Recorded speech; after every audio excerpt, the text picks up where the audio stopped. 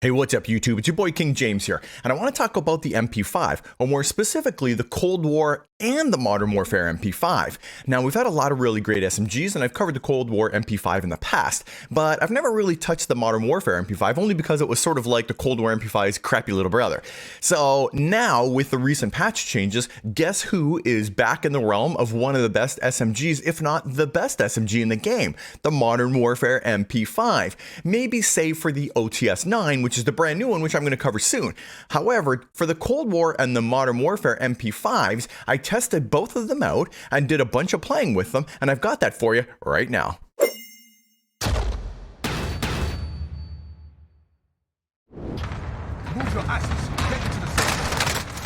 Because you're a bitch? Is that what you meant to say? You should have heard this guy yell, "What?" Oh, do you have a Psychov? You're not going to beat me with a Psychov MP5, bro. Don't work that way. Got news for you.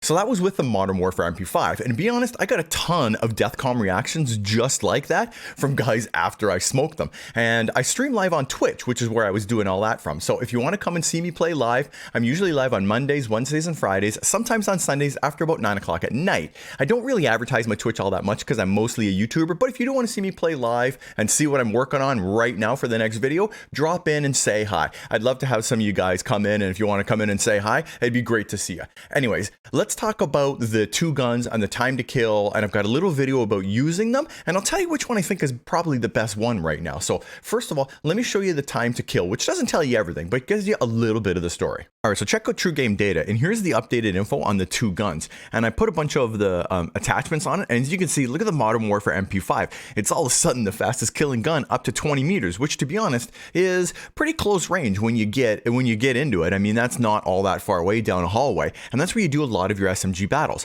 Once you get beyond 20 meters, then the Cold War MP5 is a little better, and as you get further out, it sort of reduces that gap. But you know, you're getting into a 726, and here you're into an 856. So you know, it's a little bit better here. But to be honest, I didn't really find all that much difference between the two in terms of time to kill, because this is a pretty narrow window, let's be honest. So you know, they both felt like they were really strong up close. But let me show you the recoil pattern, because it tells a little bit more of the story.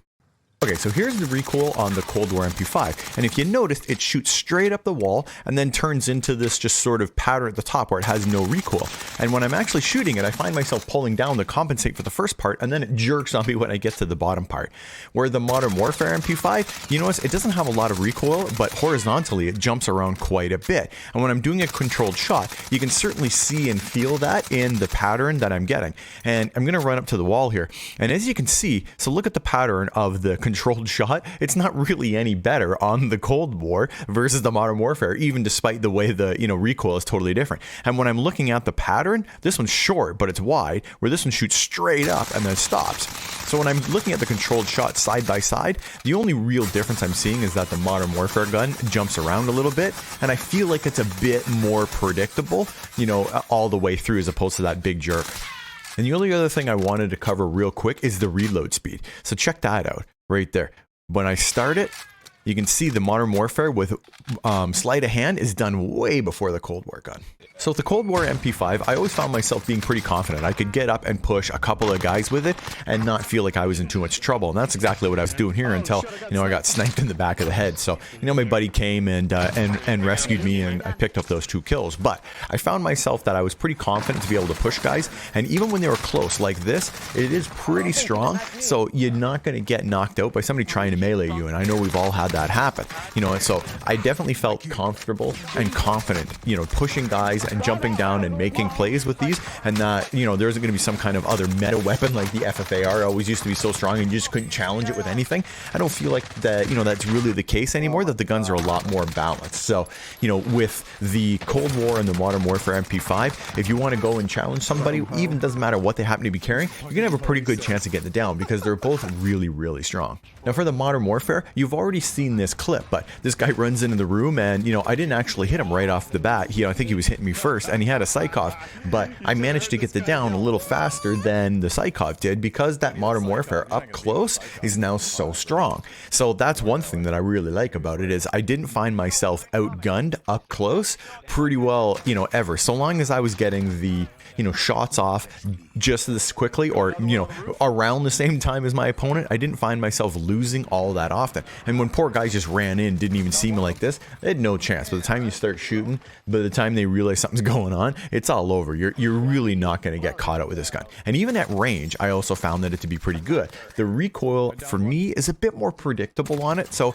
I had, you know, less trouble at longer distances than I did with the Cold War MP5, where it shoots up really quickly and then stops. Where this one here, it just sort of is more gradual, so I found that I was, you know, a bit better at managing it than I was with the Cold War MP5. And maybe that's just my experience of using the two guns. Doesn't mean that it's going to necessarily be the same for you. But what I found myself doing quite often was, you know, jumping down and chasing guys and making plays where I was being quite aggressive with the gun, where you don't necessarily always do that depending on what your loadout is. You don't play super aggressive. So I've been carrying both the Cold War MP5 and the Modern Warfare MP5 with a sniper like the Swiss K31 or an AR like the Krig 6 or the GRA. It's a really great support weapon in both scenarios, so you can definitely use it effectively for both. Anyway, let me show you my build, but just before I jump into that, I want to say thank you to everybody who's recently subbed to the channel and is here watching my videos. I really appreciate all that love and support, so thank you guys. And if you haven't subbed to the channel, consider subscribing, because it really does help small content creators like myself. Alright, let me show you my build. Alright, so to start out, I've been using the agency suppressor. I've kind of gone away from the sound suppressor because they've nerfed it a little bit after this most recent patch. So I really like the extra damage that you get from this one. So I've been running it. Despite the slight ADS penalty that you get from it, I haven't found that it's actually impacted my gameplay at all. So I'm going to run the agency suppressor for the sound suppression, vertical recoil control, bullet velocity, and effective damage range. Now I'm not running a barrel, and for a laser, Tiger Team Spotlight. This is a great one to use for close range engagement. So movement speed and aim walking movement speed. Now for a stock, I'm running the Raider stock. Again, it's all about mobility in the, you know, with the short range guns. And I don't really use an optic on this one. It's got a pretty good iron sights. So I've been running the Raider stock with it. And I pretty well always run ammo, but I run the smallest one because I don't want any additional ADS penalty. And these all have a pretty hefty ADS penalty. So 40 round drum, you don't have one. And again, rear grip, because you want a bonus of the ADS speed to make up for the agency, flinch resistance, which is really good up close when you're shooting, and aiming stability, which doesn't really help you, to be honest, on this gun. And this is how I've been building my Cold War MP5, and it's been really great. Now let me show you the Modern Warfare MP5. So for the Modern Warfare MP5, I'm running the monolithic integral suppressor because it gives you both a barrel and a suppressor in one, and you get sound suppression and bullet velocity from it.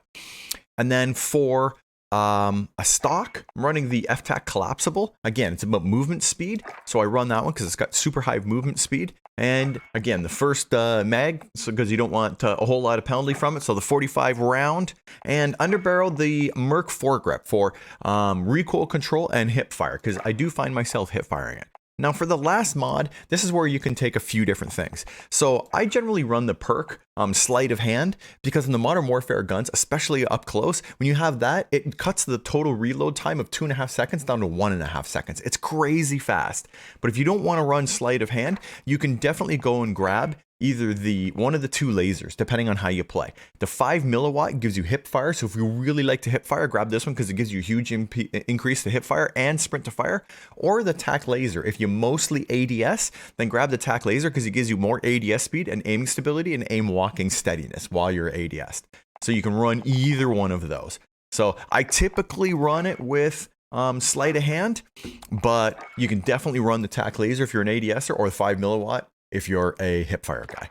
And this is how I've been running my MP5, and man, this thing has really been working well in the last little while. Alright guys, let me know what your thoughts are down in the comment section down below. Do you use the Cold War MP5 or do you use the Modern Warfare MP5? Which one is your favorite? I think I like the Modern Warfare better just because of the predictable recoil pattern, and then I'm just a bit more used to it. But let me know what you think. Which one are you using, or are you using something totally different? Hit me up in the comment section below and let me know what's really been working for you. I love to hear from you guys, and I try and read and respond to all my comments. And as always, if you don't see me in Warzone, if you don't see me in multiplayer, it's a matter of time, baby. King James out.